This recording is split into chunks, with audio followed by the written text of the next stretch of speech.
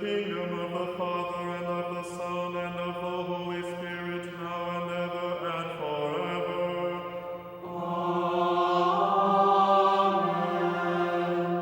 This evening, we are going to be talking about some of the holy queens, the saintly queens, because I guess there are a lot of royals who have been canonized and beatified, and so there's always kind of the question of where does this category actually come from? Because it is a unique role that a woman who is a noble woman has in the history of her own context and her own country and people, and then in trying to line that up to the gospel tradition, where we know that Jesus does have certain difficulties with some of the ruling class, be it those who are there because of their own financial wealth, or the ones who are in power by birthright. So tomorrow is the feast of the conception of St. John the Baptist. And so because of that, we'll begin by praying from the Vespers, one of the hymns. It'll be just a short little introduction into the feast, but the Vesperal hymns are very beautiful because they fill in some of the dialogue. And so, for example, this one talks about what the angel says to Zechariah when he sees Zechariah, when he visits Zechariah in the Holy of Holies. So we'll begin with that. In the name of the Father, and of the Son, and of the Holy Spirit. Amen. When the prophet Zechariah was officiating as priest within the temple, offering up the petitions of the people to the most loving Lord, he beheld an angel who cried out to him, "Your supplication and entreaty have been heard. Therefore be of good cheer, O elder, and do not disbelieve, for you shall have a child, the forerunner of God, the greatest of those born of woman, who in the power of Elijah will go before the Lord." Glory to the Father, and to the Son, and to the Holy Spirit, now and ever and forever. Amen. The reason for this evening's subject actually was something that I had participated in last week. Last week, I represented the Byzantine Ruthenian Catholic Church in the observance of the 1100th anniversary of the martyrdom of Saint Ludmila of Bohemia. She is important for European history because she is the first Slavic martyr. She is the first Slavic woman saint. She kind of sets the tone for medieval kingdoms and the rulers of the kingdoms. And of course, she's connected to Cyril and Methodius because Methodius baptized her, even though he was actually sent to the neighboring kingdom of Greater Moravia. He also went to this kingdom next door and brought the Christian faith there. And so Ludmila has become kind of a, for at least for Slavic people, including, of course, Russians, Ukrainians, Serbians, Croatians, Poles, Czechs, and Slovaks. She's become kind of a model to follow. And so we celebrated, she's on the Roman calendar as well as on the Byzantine calendar. And she was the grandmother of Saint Wenceslaus. And Wenceslaus was she was responsible for his religious upbringing or upbringing in the faith. And Wenceslaus's mother was, before Wenceslaus came of age, his mother ruled instead of him, since he was still a child. His mother, though, resented greatly Ludmila's efforts to instill Christian virtues in her grandson, because his mother was pagan. And so she sent her henchmen to the castle where Ludmila had been living outside of Prague. And on the night of September 15th in the year 921, these henchmen accosted Ludmila, and with her veil, they strangled her. And so she then, when Wenceslaus took the throne, which was actually shortly thereafter, he brought her body to Prague, and then he began the process for her canonization. And so then she was canonized as the first Slavic woman saint and martyr. And so this whole celebration that took place last Thursday, the 16th of September, to commemorate this historical event.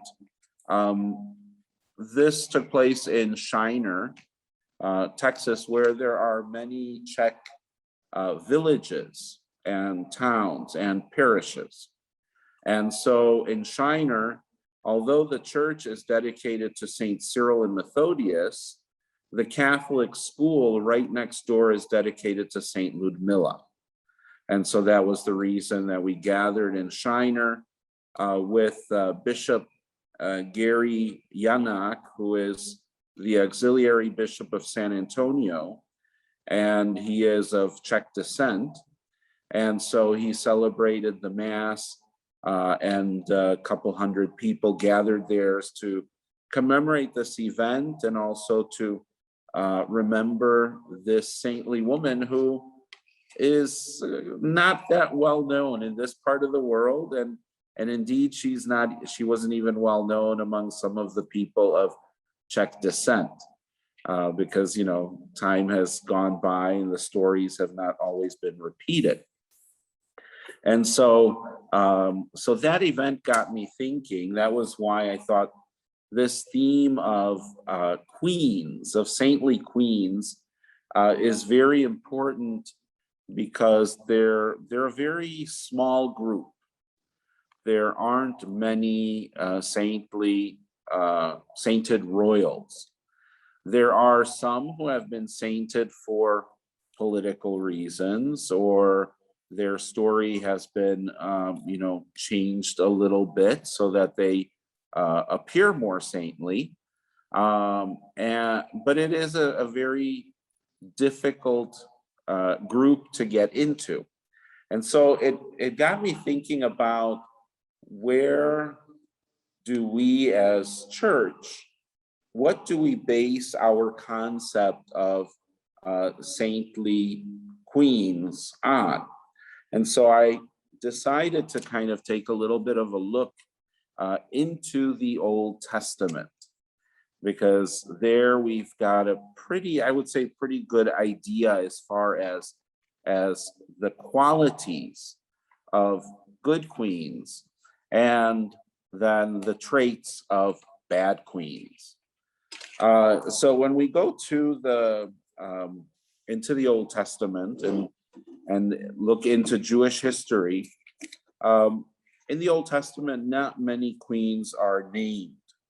And even some of them who are known of, they're not given a name, because many of them lived in turbulent times and in difficult times.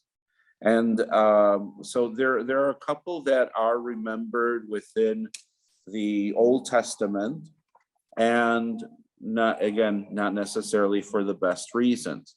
We find most of the queens of the Old Testament, so Jewish queens, mentioned in the second book of Kings and the second book of Chronicles, in the book of Esther, and then in non-biblical literature in the books of Josephus Flavius, who wrote in the 1st century.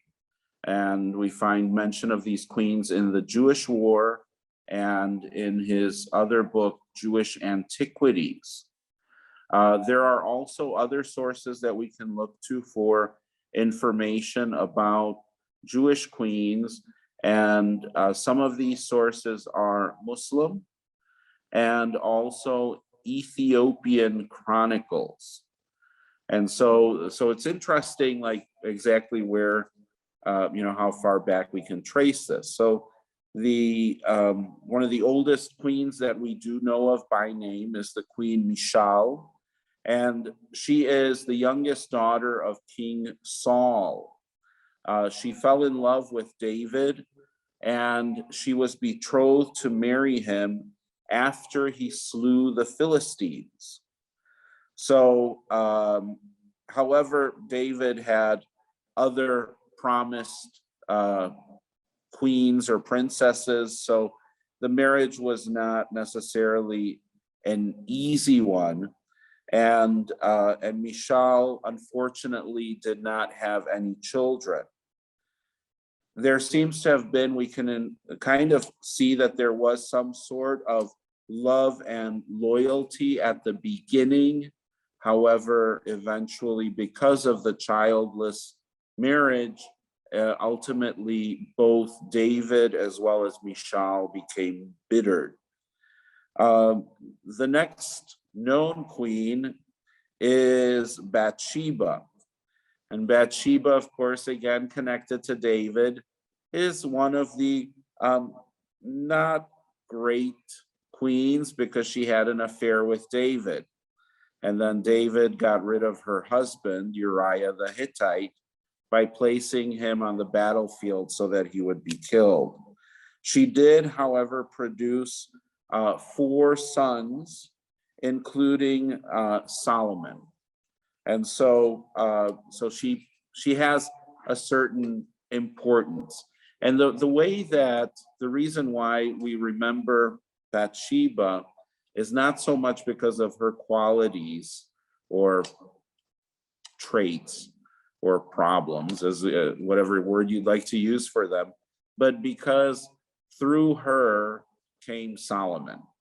And so she was kind of a necessary part of that history.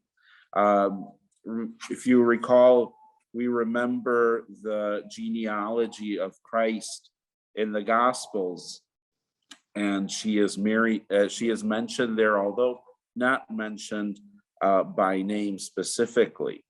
And so both of these wives of David, this is about the 10th century BC.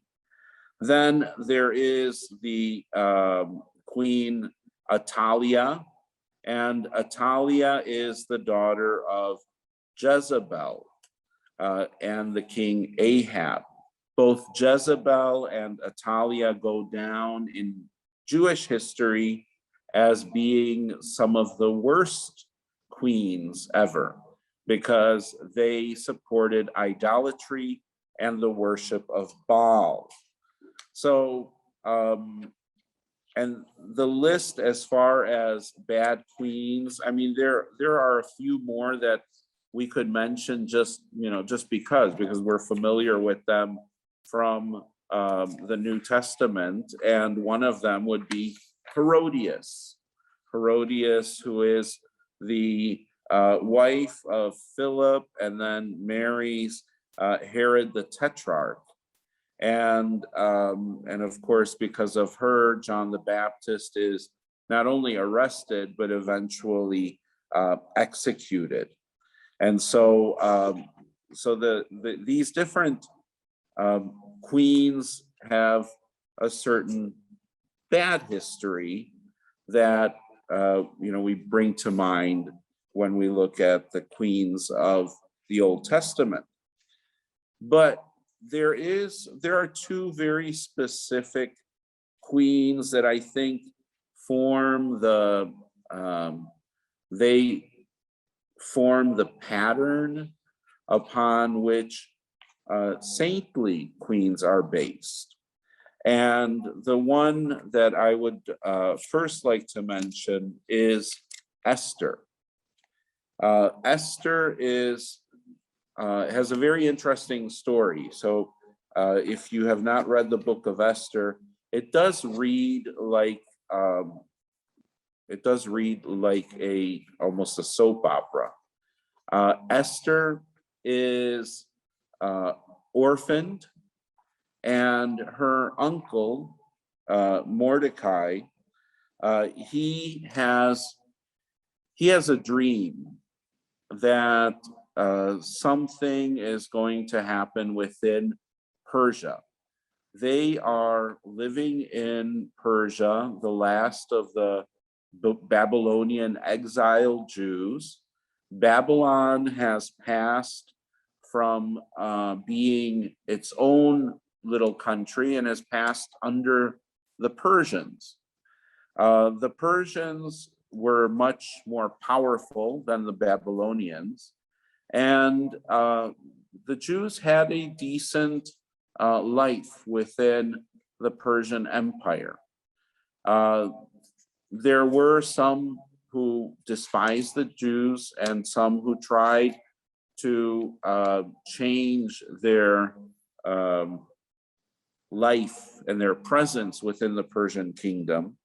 But Mordecai, who was a well-respected man living within the capital of the Persian Empire in the city of Susa, Mordecai had a dream that something was going to happen. And so he overheard a conversation of two of the eunuchs of the court. And the eunuchs were talking about how the king, who we know as Xerxes or Ahasuerus, the king was going to be overthrown and killed. And so Mordecai went with the story, with what he had heard, to the king. And the king questioned the two eunuchs until the eunuchs confessed. And so he had then the eunuchs executed, and he rewarded Mordecai with a favorable position within his court. The story continues then that King Xerxes calls his court into assembly for a major dinner and affair, and he orders that his wife Vashti, and he probably had a harem with a number of different wives, but Vashti was considered the most beautiful, and he ordered that she would come to the court and show herself as a way of showing the beauty of his wife. And Vashti refused. And so he orders her a couple of times to come to the court, all decked out in splendid array as the queen, and she refused again. And so Xerxes becomes enraged, and he orders her not to come. And he also comments to some of his intimate members of his court that her refusal to come will set a bad example. And now the women, the wives of other courtiers and nobles will do the same.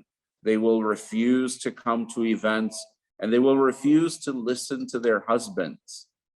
And so to punish her, she banishes her from the court, and he invites all of the maidens from the Persian Empire to present themselves at court. And this is where Esther, whose Hebrew name is Hadassah, Esther comes to court, and she is a beautiful young woman, and she is welcome. She makes an impression on Xerxes, but she does not reveal that she is Jewish. And there was some tension. The Haman, the Grand Vizier, so the first advisor of King Xerxes, was devising a plan to exterminate all of the Jews within the Persian Empire. This came to the knowledge of Esther, and Esther devised a plan that she would invite Haman, but also the King Xerxes, for dinner to her home. And there she would get to know Xerxes, but also she would reveal that she is Jewish, and she would reveal the plan. And it is when she reveals this plan to Xerxes that Haman is arrested, and he and his sons are executed for trying to create this controversy and conflict with the Jewish community in the Persian Empire. So it becomes a story of Esther giving herself and risking her life, because this could have turned on her when the sentiment was so strong within the Persian Empire against the Jews that even Xerxes himself was not adverse. He did not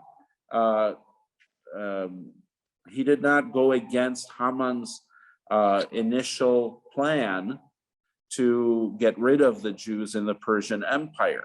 So he would have most likely supported what Haman had said was, what the Jews were up to, and all that kind of a story to fuel the hatred. So Esther risks her life, and but she does become the queen, and she saves her people. So this is, if you've heard of the Jewish holiday of Purim, Purim was celebrated at the time of Jesus already. It may not have been celebrated with exactly the same traditions. Purim is celebrated with the wearing of masks, because it is a way of remembering that Esther also concealed her true identity when she initially came to the court of Xerxes. But there is in Esther, there is a model that is presented to us, and Esther in the Church Fathers is also remembered very fondly, because in her life, and this, I've mentioned this before, the Old Testament is always considered to be chock full of prototypes, of images of what will be further revealed in the New Testament. So we look at figures in the Old Testament and we see something there that is being partially revealed or is pointing to something to come. And so the fathers saw in Esther not only a model for Christian queens, but they also identified qualities, very specific qualities that we find in the story of Esther. So firstly, Esther gives her life for the sake of others, her own people. And so she is, in that sense, she is considered a type of Christ. Greater love has no one than to lay down their life for others. And so it is an image which is closely connected to the plan of God. So the queen gives her life for the sake of others. The second quality is that the queen follows a new law, and it is the law of the gospel. That although she is part of the class which gives laws and which imposes punishment, and very often is the consort. So, unfortunately, history is what it is, and generally speaking, most of the time the rulers were men. And so the queen would accompany and support the king. And the law of the land would be what it is. But the saintly queen, so she also has a different legal standard. And that standard is the law of God. It is a higher law. The fathers also refer to it, when it comes to Esther, they refer to it as God's new covenant with his people Israel. Now, the third quality is that the queen identifies with the oppressed and she defends them. So Esther, of course, was Jewish, and she herself was living in the court of Xerxes without revealing her true identity. And she could have stayed very nicely and comfortably within the court and never revealed that she was Jewish. But then all of the people would have died according to Haman's plan. And it was Mordecai who became, since she was an orphan, Mordecai was her uncle, her caretaker, and when her parents died, he adopted her. So he raised her. And he told her to remember that she is Jewish and that perhaps the very reason why she is in the court of Xerxes is so that she could bring salvation to the people of Israel. And so he put that into her mind, and she took the decision then to defend, to reveal herself, but then also to defend her people against the machinations of Haman. So the queen, modeled on Esther, identifies with the oppressed and defends them. And then the fourth quality, the queen uses compassion to appeal to the ruler. So instead of, we know that when it comes to, when we talked about a little bit about the bad queens of Israel, they used all different kinds of things to maintain their power and to convince their husbands and to get rid of enemies. And that was, poison, killing, lies, many different ways of swaying and keeping the heart of the king consort. But Esther does not resort to any of the traditional ways of keeping power within a royal household. She invites the king for dinner and she speaks with him. She becomes personal with him. She shows compassion. And then his reaction, the reason why he acts benevolently towards her and the people of Israel is because there is an emotional, compassionate connection between him and Esther. And so it is the path of nonviolence, one could say, similar to the way that Jesus interacted also with the people that he spoke with and the people that he touched. And then finally, the queen, based on the experience we see in Esther, the queen sees her reign as God's hand. She is driven by God's plan and God's purpose. And this is when Mordecai asks her to consider the option that God had placed her into the court to actually save the people of Israel, that she accepts that as the reality. And so this is kind of the profile that we get out of the reading of the story of Esther. We have these qualities which form the prototype, or the way that Christian queens specifically, will be judged as holy. The queen, number one, gives her life for the sake of others. Secondly, she follows a new law, the law of the gospel, which is above the law of the land. Thirdly, she identifies with the oppressed and she defends them. Fourthly, she uses compassion and not violence to appeal to the ruler and the ruling class.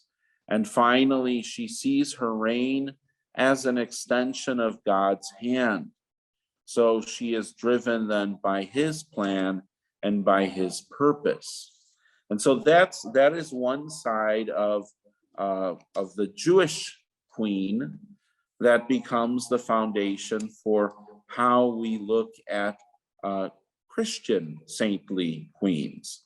But there is also one other queen that I think we need to bring up, and she is very important because she is not Jewish. And she is talked about quite a bit in the Old Testament. And she even is spoken about by Jesus. And this is from the Gospel of Matthew, and also is echoed in the Gospel of Luke. When the scribes and the Pharisees come to Jesus, so they ask him for a sign, because they don't believe what they have seen thus far. And so the exchange then becomes a little hot as Jesus responds to them quite curtly, pointing out faith of people who are not considered Jewish. And so that's where she makes her appearance in the Gospels. So this is from the Gospel of Matthew, chapter 12. Then some of the scribes and Pharisees said to him, "Teacher, we wish to see a sign from you." He said to them in reply, "An evil and unfaithful generation seeks a sign, but no sign will be given it except the sign of Jonah the prophet. Just as Jonah was in the belly of the whale 3 days and 3 nights, so will the Son of Man be in the heart of the earth 3 days and 3 nights. At the judgment, the men of Nineveh will arise with this generation and condemn it, because they repented at the preaching of Jonah, and there is something greater than Jonah here.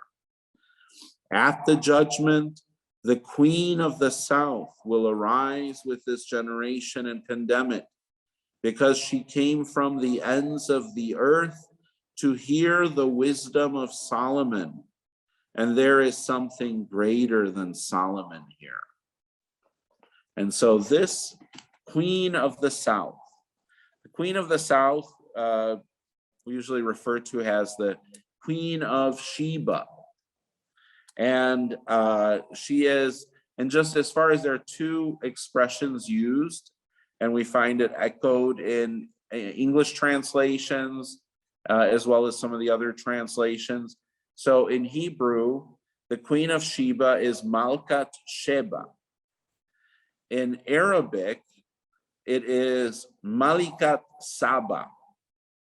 And so we see both Sheba and Saba as being used to talk about this woman whose name we do not know. And so she is mentioned in the first book of Kings and in the second book of Chronicles. She is mentioned in some of the other Jewish literature. This queen comes to Jerusalem from the kingdom of Saba or Sheba, and the kingdom is in Yemen and across the sea in Ethiopia. It is culturally a Semitic kingdom, and she is coming to see Solomon. Solomon is ruling from about the year 965 BC. And she comes with bearing gifts and jewels and all of the different things that are produced in her country. Her country at this time is one of the most important and influential countries in what would be considered Africa and Arabia. It is a country that is very sophisticated, produces beautiful items, creates beautiful buildings, and has a capital city which is renowned for how intricately decorated the city is. Why does she come to Solomon? Well, she has heard about Solomon. She has heard about his wisdom. And so she has come to speak with him. And Jewish tradition tells us that she has come to riddle Solomon. So she has questions, and she wants to see if he does indeed have the wisdom to answer. I would say that she probably also wanted to create a trade route with Solomon, because his kingdom at that time was also at the high point of its history. One could say that under Solomon was one of the periods of greatest prosperity for the people of Israel. And so she comes there to speak with him, and different sources tell different stories. And one of the stories, and we get this from an Ethiopian text, which is an ancient text called the Kebre Nagast. And in this text, we hear about Solomon and the Queen of Sheba falling in love. And that text gives us also an alternate history, which might make an interesting topic for a future webinar. that when the queen returned to her kingdom, she was with child. And she gave birth to a child that, according to Ethiopian tradition, is named Menelik. Menelik, as an adult, returns to Israel to meet his father, and he wants his father to declare his paternity over him. And the father, well, Solomon, does declare his paternity over him, but Menelik is not quite welcomed as, the lost son. And so Menelik becomes angry, and he breaks into the temple in Jerusalem, Solomon's temple, and he steals the Ark of the Covenant. And he takes the Ark of the Covenant with him back to Ethiopia. And those of you who have followed the Ethiopian stories that have become quite popular in recent years, there is a church of the Ark of the Covenant in the city of Aksum, which is the old capital. And so the claim is that is where the Ark of the Covenant is. It is a fascinating history. Now, all of this with Menelik, we got to go back. In the Jewish telling of the story, there is no son. None of that happens. But of course, they're telling it from the perspective of Solomon. What is very interesting is that, again, this woman shows qualities that are very important to a queen, to being a virtuous and good queen. So it actually adds to the list that we have with Esther. Firstly, she seeks wisdom. So she comes to Solomon because she wants to learn more. Again, the emphasis also there is an emotional one. So the connection, there is a connection that is based on love between the two of them. And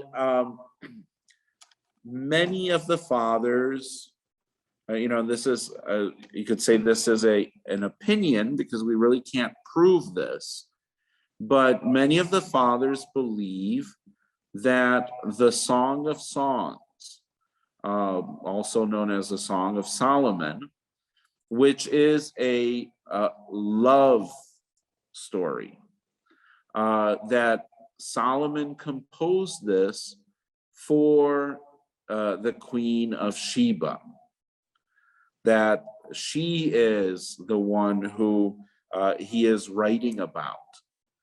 Now, the fathers have also seen in the Song of Songs an image of God's relationship with Israel and God's relationship with the church, so it's been applied in different ways. But there is one little tidbit in the Song of Songs that would indicate that this was about a woman who came from Africa. And that is because in chapter 1, verse 5, we read, and this is in the Greek text translated into English, "I am black and beautiful." And the Latin translation, so Jerome translated it a little differently, and the translation then into English from Latin is, "I am dark but comely," or attractive.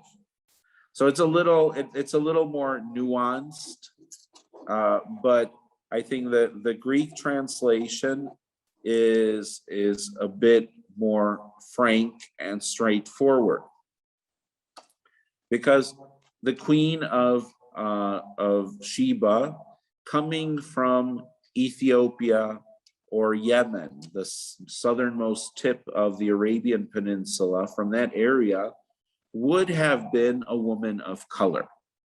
So this is a big indicator within the Song of Songs that the subject of this book may be the Queen of Sheba. So she is, in a sense, not only does she present certain other qualities of what a good queen is, but Jesus himself points to her as one who is able to understand the plan of God. And so that she will testify against the faithlessness of the Pharisees and the scribes who were with Jesus, seeing miracles, and still rejecting and not understanding. So, these two women, I think, as far as queens in the Old Testament, the most fascinating are the Queen of Sheba and Esther, or in Hebrew, Hadassah. Now, with the queens, when we go into the saintly queens, the sainted queens, so there are a number that I would like to briefly look at, just as kind of a point of reference, because they line up in some ways with these ideals of these qualities of queenship or nobility. The first empress that is sainted is none other than Saint Helen, or Helena, the mother of Constantine the Great. And she was from a Roman family, grew up within the culture of classical Hellenistic and Roman Latin culture, married the father of Constantine, and unfortunately he was later on he had the marriage annulled because she was not of noble rank. Eventually her son becomes emperor, and she follows him, and she assists him in the process of interpreting the sign that he had at the battle when he became the sole emperor of the Roman Empire. Helena then goes and she finds all of the holy places in the Holy Land, the relics of the cross, the place where Christ was born, and she builds churches. And next to her son, she is the very proactive Christian woman. She is not participating in a lot of the intrigues and the fighting that he is still a part of. But it is almost as if she is kind of in balances out his rule, which is a typically harsh and aggressive rule, and she balances it out with compassion and with acts of kindness. We have here is from the parish the icon of Saint Helena and her son Constantine, and they're both given the title of equals to the apostles. So it is, and that is because of their role in the Christianization of the Roman Empire. Now, the next empress I'd like to look at is a little more controversial, and this is the Empress Theodora. She is saint, she is canonized, but it kind of depends on who you ask. She appears in the books of everybody, Byzantine or Eastern Orthodox, as well as Syrian Orthodox, so non-Chalcedonian. And she was the wife of Justinian. Justinian is famous for having built Hagia Sophia, the great cathedral in the city of Constantinople, a church which was the largest church in the world for about 1,000 years, and still stands today, although it has been converted to a museum and then a mosque museum. So Theodora she's gone through a little bit of a cleaning up. I guess that would be the rebranding. She had good PR people, I think. Her life began in the background, in the shadowy background of Constantinople. According to some authors, she was actually from Syria. According to others, she was from Constantinople itself. Her early life seems to have been spent in, in kind of in circles which were not all that kosher. So she is called by some an actress. She is called by others a prostitute. So she has kind of a bad reputation according to some, and a not so bad according to others. The point is that at some point she meets Justinian, the emperor, and he falls in love with her. Because he loves her so much, he has the law changed. He was unable, he would have to marry someone from the noble families, and she was not.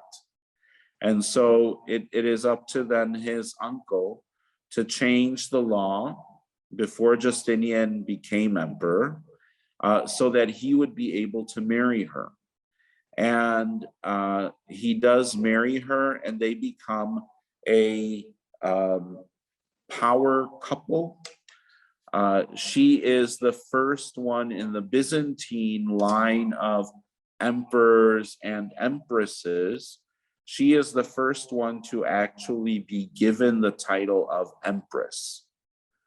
And from what we can tell, historically speaking, Justinian gives every privilege and right to her also. So the decisions that would depend on him were not only his to make, because he made sure that she was a part of every single step and every single decision.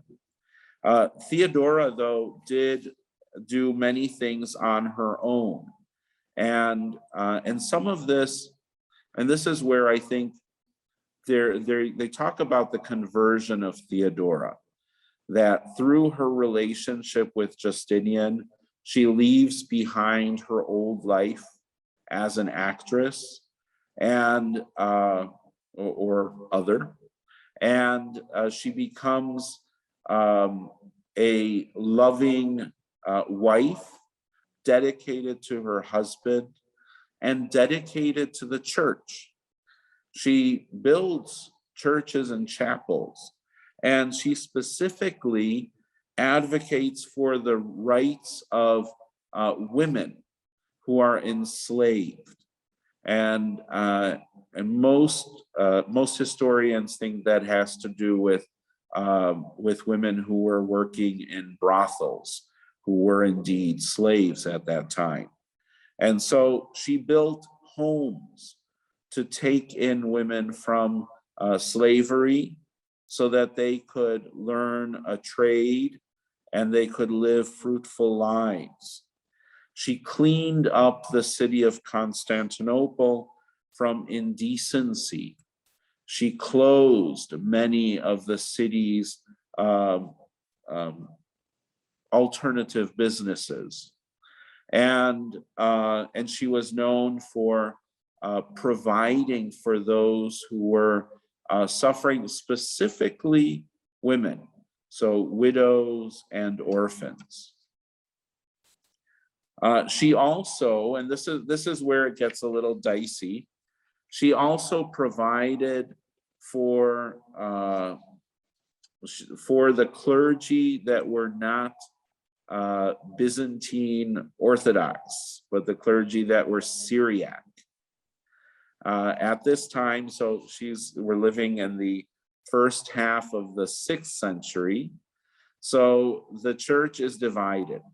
It has the Chalcedonians and then the non-Chalcedonians. The Council of Chalcedon that defined the two natures of Christ, divine and human.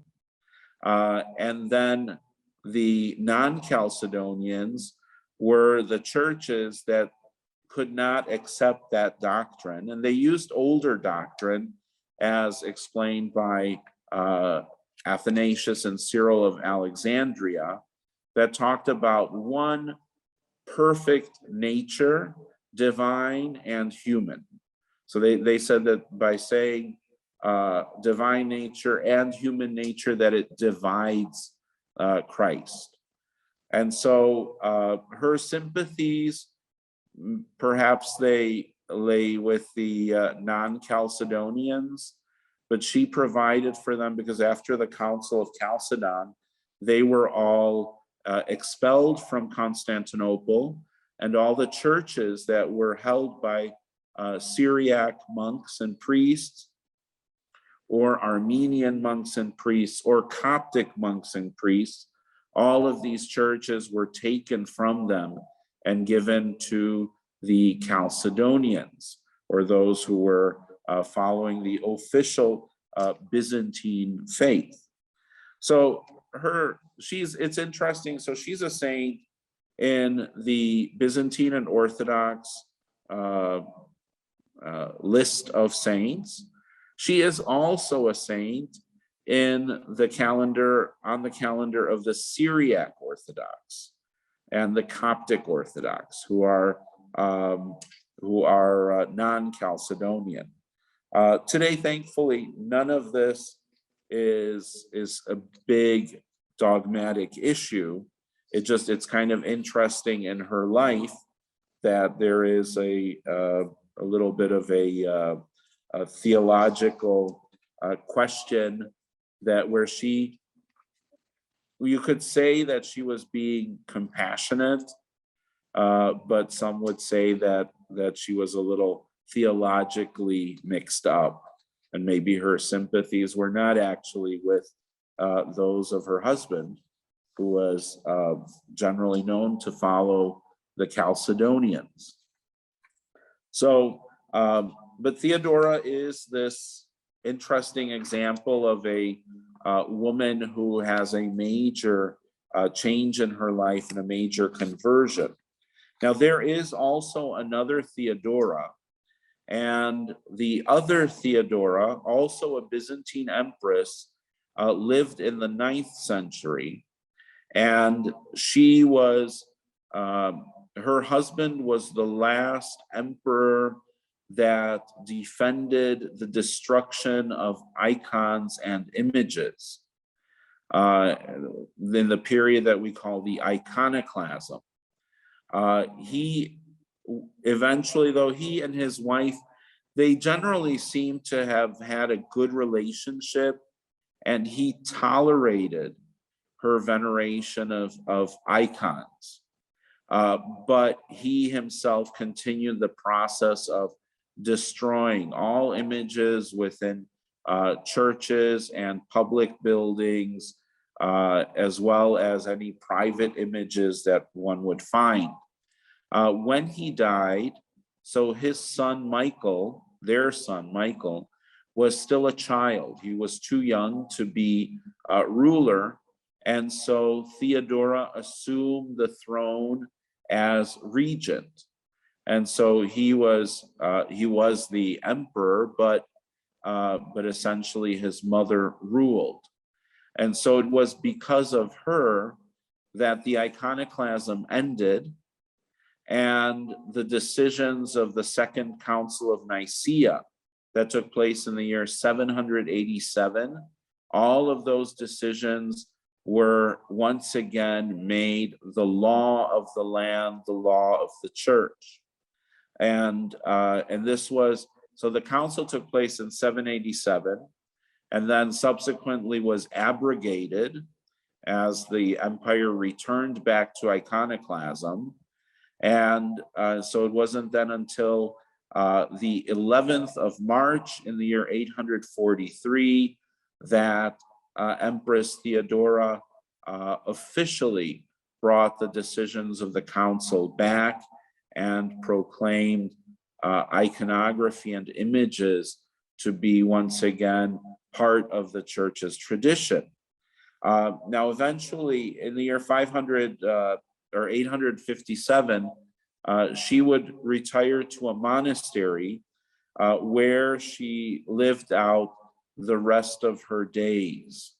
And her body is, as happened with the Turkish invasions, many of the saints, their bodies were taken from different monasteries where they were located and venerated. Their bodies were taken west. And so the body of the Empress Theodora was removed from the monastery of Gastria, which was in Constantinople, and was taken to the island of Corfu in far western Greece. Corfu was for a long time under Venice. And so her body is there up to this very day, and parts of her body are actually incorrupt. But she is the one who is normally when we talk about Empress Theodora, so most people think of her as the saintly empress, and then the other Theodora, Justinian's wife, that's kind of up for debate. That's a little more difficult to be certain of, even though both of the Theodoras are on the calendar of saints, and indeed Justinian is also on the calendar of saints. Justinian and Theodora could also be canonized because of their role in Byzantine history, since that was, the building of Hagia Sophia, and their rule was actually a period of prosperity.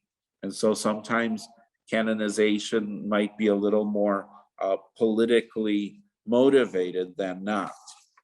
Another queen that is fascinating to study is Saint Olga. Olga was the queen of Kievan Rus, which is the early state that eventually becomes Ukraine, Belarus, and Russia. And Olga was, and this is also very interesting, she was a shrewd and cruel ruler. There was a neighboring tribe or kingdom of the Drevlians, and these Drevlians, they killed her husband. And so she became obsessed with retribution. Obviously, this is all before she becomes Christian. And so, she had a son, and the Drevlians had tried to invite her into a compromise so that she could marry her son to the Drevlian princess, and they could unite the kingdoms. And so she accepts the proposal, and then when the emissaries come to deliver, the gifts and get everything ready for the wedding. So she has them trapped and she burns them alive. The Drevlians don't find out about it. And so she invites then the nobility of the Drevlians to meet with her in preparation of for the wedding, and she has them all killed too. And then she invites the rest of the people to a funeral banquet, and 5,000 Drevlians come to this banquet, and she traps them and burns them all alive. So not a good beginning for a Christian queen. She actually makes Theodora, the actress, seem rather mild. But eventually, she does cede power to her son. And once he becomes king, Vyacheslav, Sviatoslav is her son, he continues kind of the same policies, but she converts to Christianity. And we're not exactly sure how she came into contact with Christianity. So this is in the 900s. But Cyril and Methodius have already translated the liturgical books about 100 years earlier. The Slavic kingdoms of the West, Greater Moravia, Bohemia, parts of Croatia, and Macedonia and Bulgaria are all Christianized or receiving Christianity. So she probably saw some of the things from these different peoples.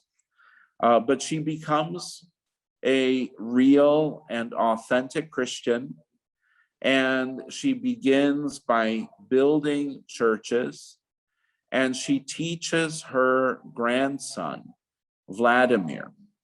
And it would be Vladimir who, in the year 988, officially accepts Christianity and makes it the state religion of Kievan Rus. And so the year 988 is considered when Ukraine, Belarus, and Russia accepted, or their ancestors accepted, Christianity through the Prince Vladimir, the ruler of Kievan Rus. Olga, nonetheless, continued as a very strong Christian influence now over her people.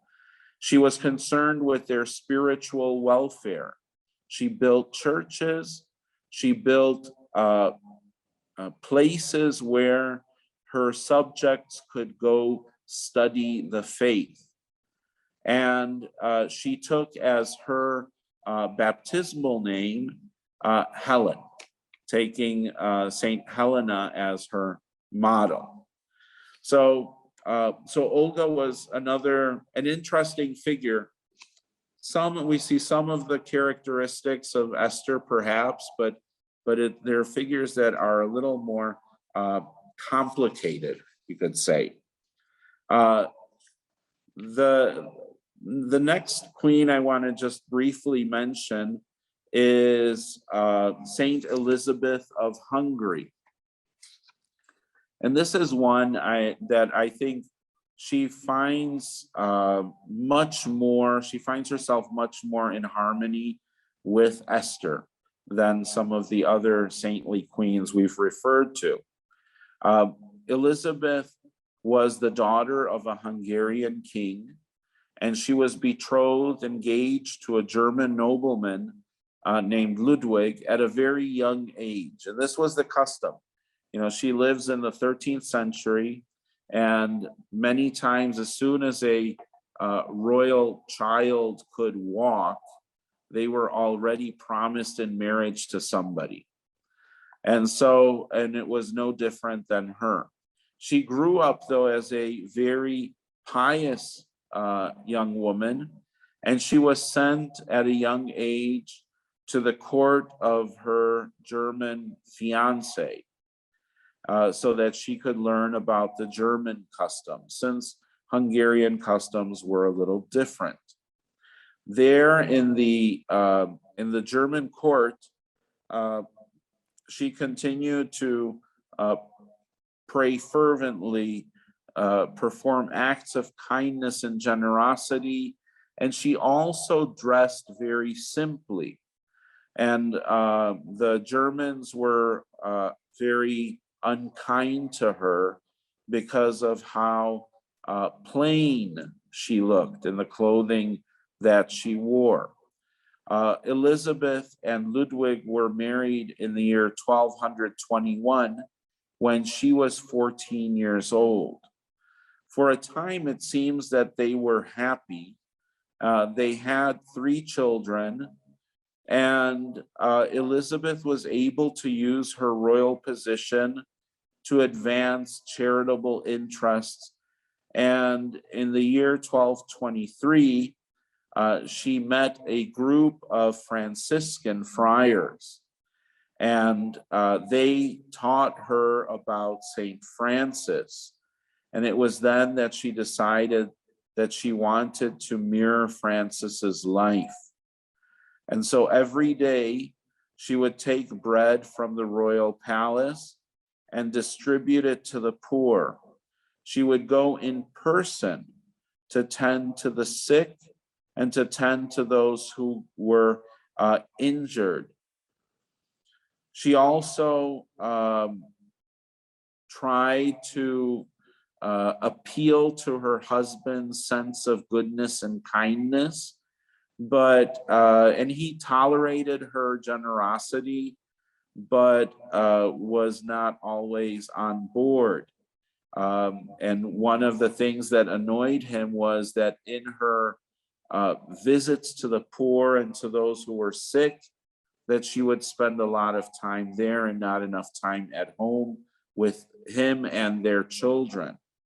And there are some of the legends that are from her life that talk about one of the times when he had ordered her not to go out, not to take bread to the poor, that he caught her secretly leaving the palace, and he told her she had in her cloak all of the bread she was taking from the royal kitchen, and he ordered her to open up the cloak so that he could humiliate her. And as she opened up her cloak, it was filled with flowers. And so he was moved, and he realized that there is something greater at work.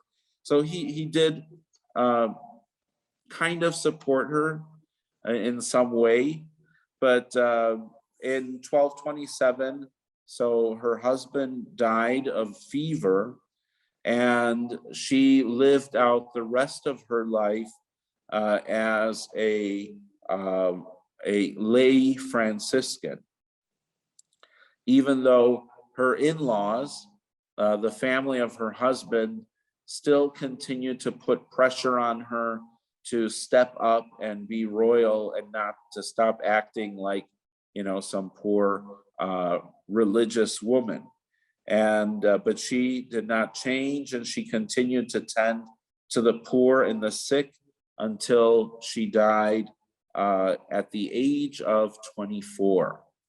And she, I think, is, and there are a few other canonized women saints who are queens or royalty, and some of them, I think, similarly to Ludmila of Bohemia and Elizabeth of Hungary, they have much more of, I would say, much more saintliness about them, as also does Saint Helena. Helena's life is also a life marked by difficulties and by criticism, but she single-handedly brought Christianity into the Roman world and the Roman establishment, the Roman political families, they turned against her and created all different kinds of stories about her so that they would humiliate her. I do have here some images that I would like to share with you. This is an image of Hadassah, Esther, being crowned by King Xerxes. This is a medieval image from the 15th century, from a Esther scroll, an illustration from an Esther scroll. Esther is dressed there in purple, receiving the crown. This is what would be a Renaissance image of Esther.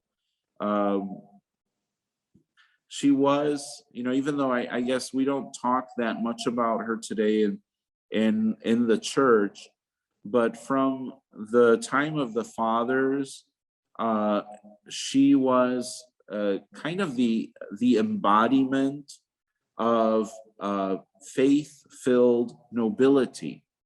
And so even into the Renaissance, when you had a time when there were kings and queens, and many of the kings and queens were not all that great.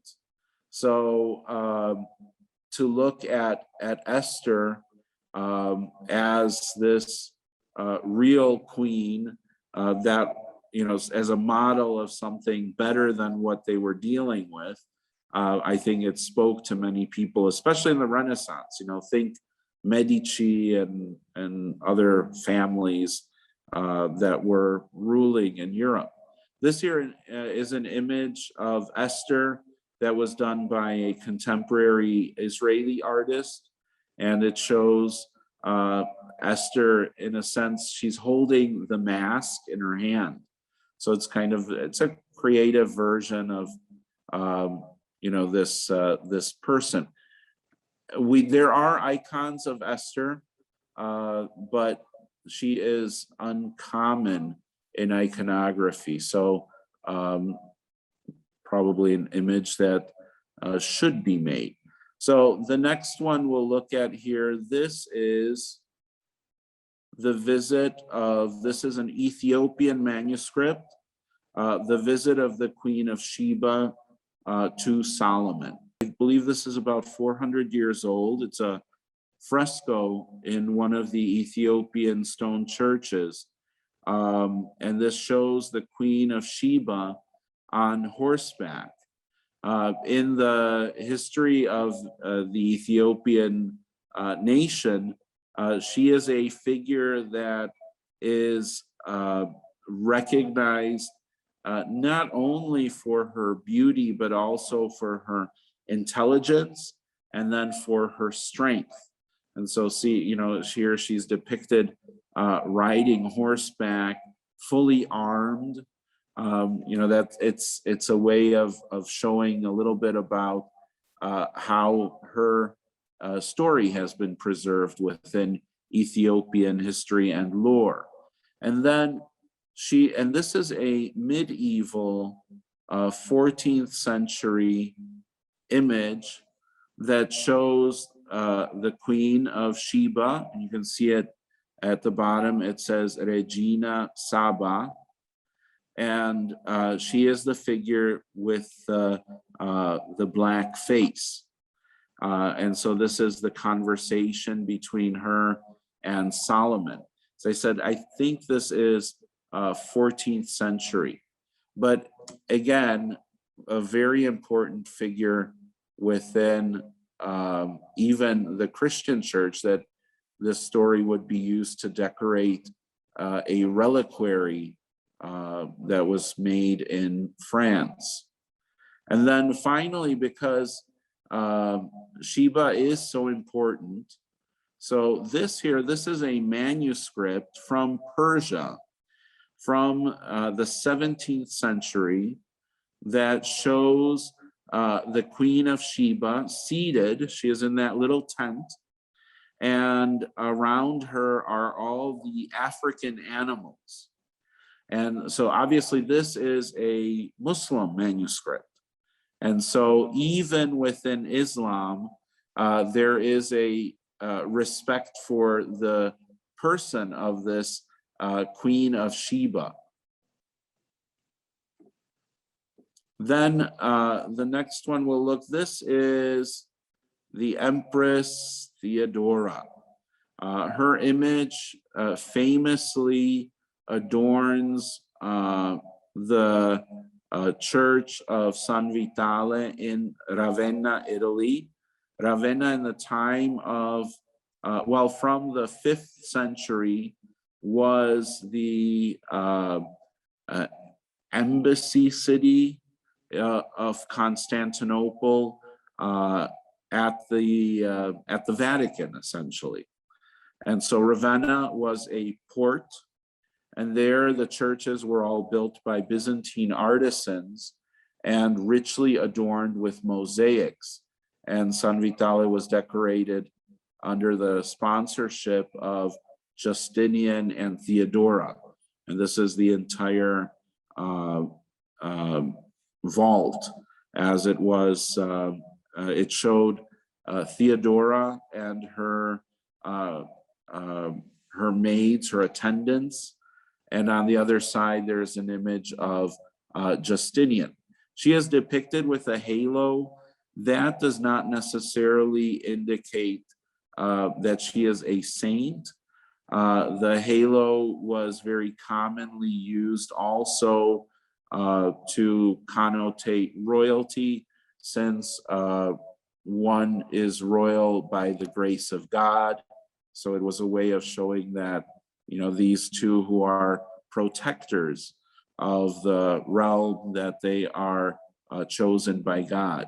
And then this is Theodora, the second Theodora from the 9th century, who restored icons and images to the church. And this is a contemporary icon of her holding the icon of Christ. And then this here is the icon of the restoration of the holy images. And there on the left side at the bottom, we can see Theodora as queen, and then her son, Michael III, standing right next to her as a child. Michael III would be the Byzantine emperor who sent Saint Cyril and Methodius to the Slavs of Central Europe. So in the year 863. And so there's a kind of a connection there too. From the mid 10th century, there is also this image of Theodora, which we find in one of the breviaries of the Byzantine Emperor Basil. And it shows, and so this is a miniature, although parts are damaged, it's not intentional. That's just, from the use of the book. So this is probably, miniature that might be 2 by 3 inches big. So it bears kind of the scars of being used. Then the other royalty that I would like to show, this is Elizabeth of Hungary. This is from the Cathedral of Ostrigom in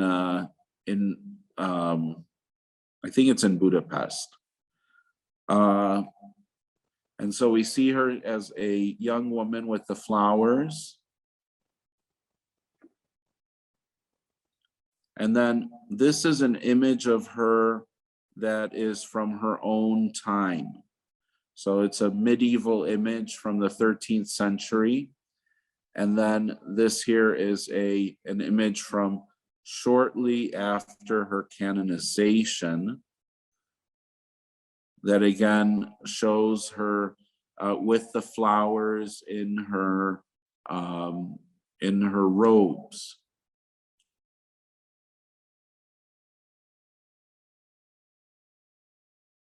Then this is the reliquary that contains her body in the cathedral in Hungary. And that's probably, I think that's 14th century.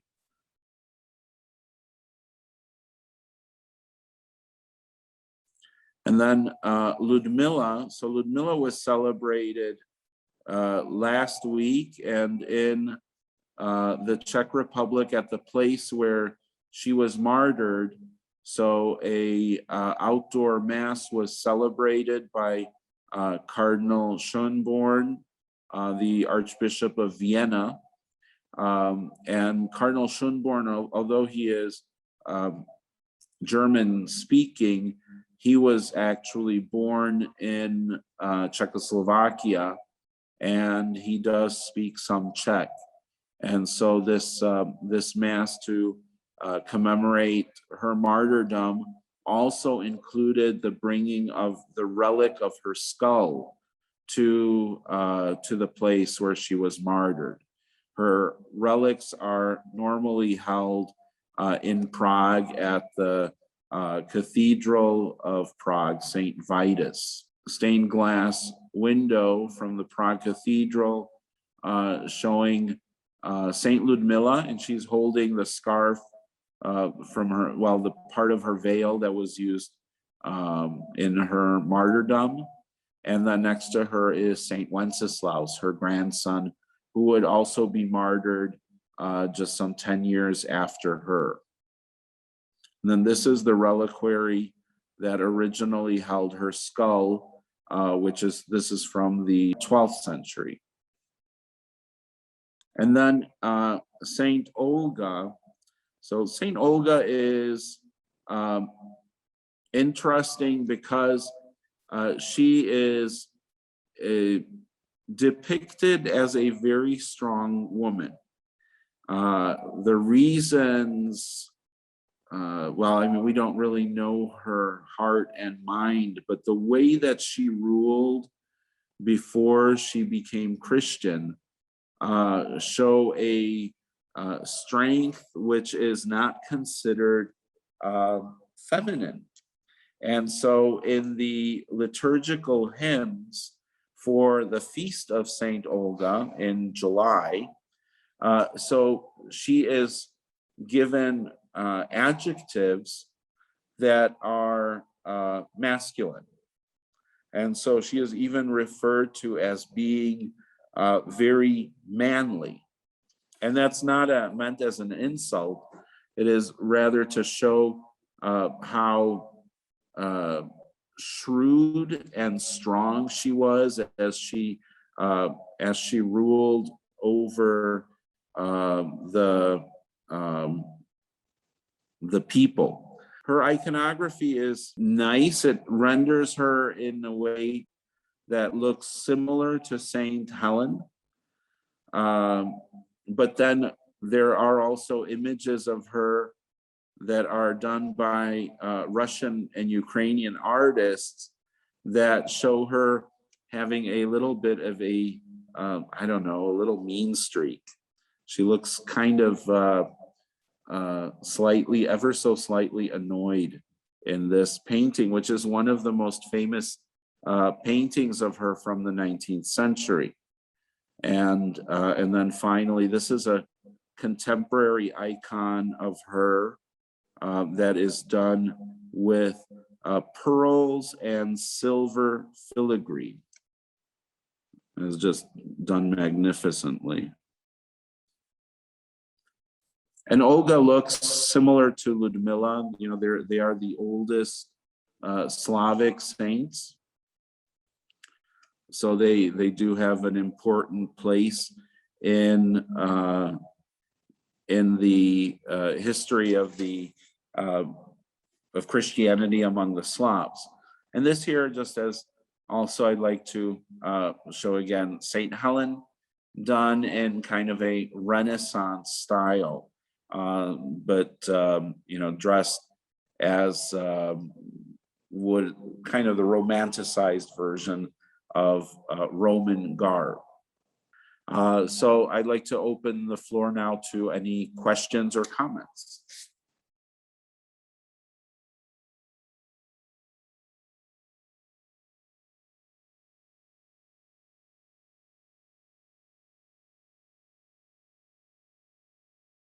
Well, every church has its own calendar of saints, and so basically, whenever a particular Eastern church came into full communion with the Roman Church, the Church of Rome, so then we bring with us all of our calendar of saints up until, like, for example, the Ruthenian Church, our union is 1646.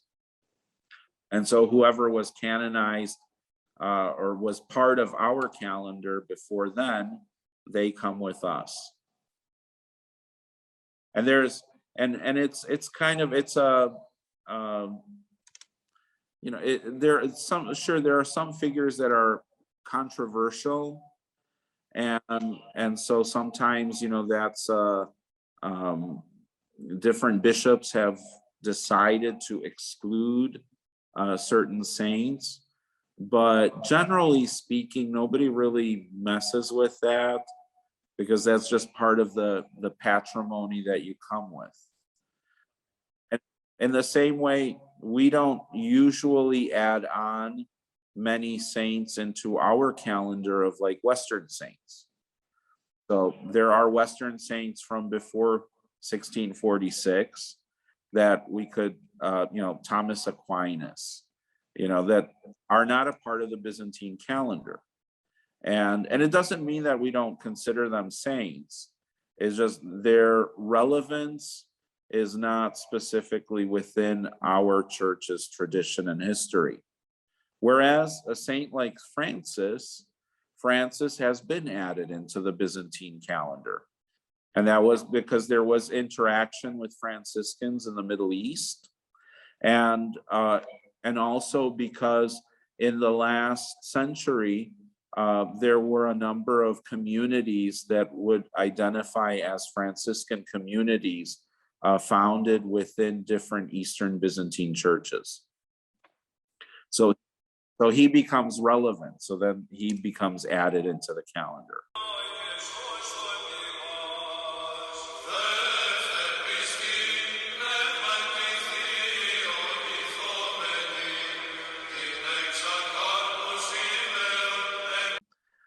Next week, we're going to be right before the feast of the Protection of the Mother of God, which is celebrated on October 1st.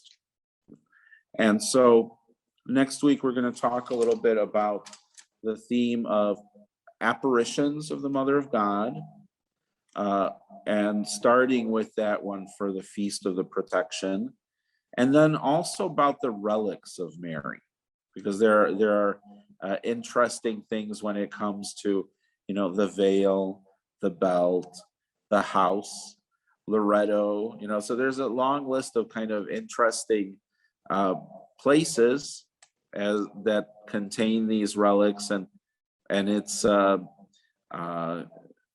the history behind it, behind the veneration.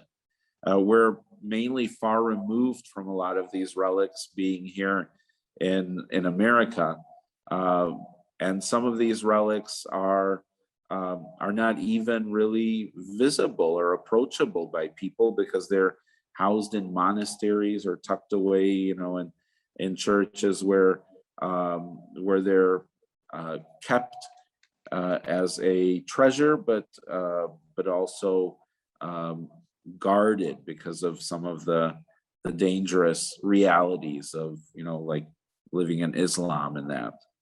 So we'll talk a little bit about that and go through some of these important items. We're not going to go too much into modern times because it's going to get a little dicey with the apparitions, especially. And but when we do look at the apparitions, one of the things to note will be the criteria for apparitions. And because that has not changed. And so even the apparitions that have happened in the last 500 years, or the alleged apparitions, whatever you want to call them, they are still judged based on certain criteria that either view them as real and valid, or as, dubious, or as false. And so those criteria were established in the early part of the church's history. So that'll be interesting to kind of take apart. So I will, again, I'll be sending out the email with the link, and I look forward to seeing you all. You're welcome. Have a good evening. Blessed is the kingdom of the Father, and of the Son, and of the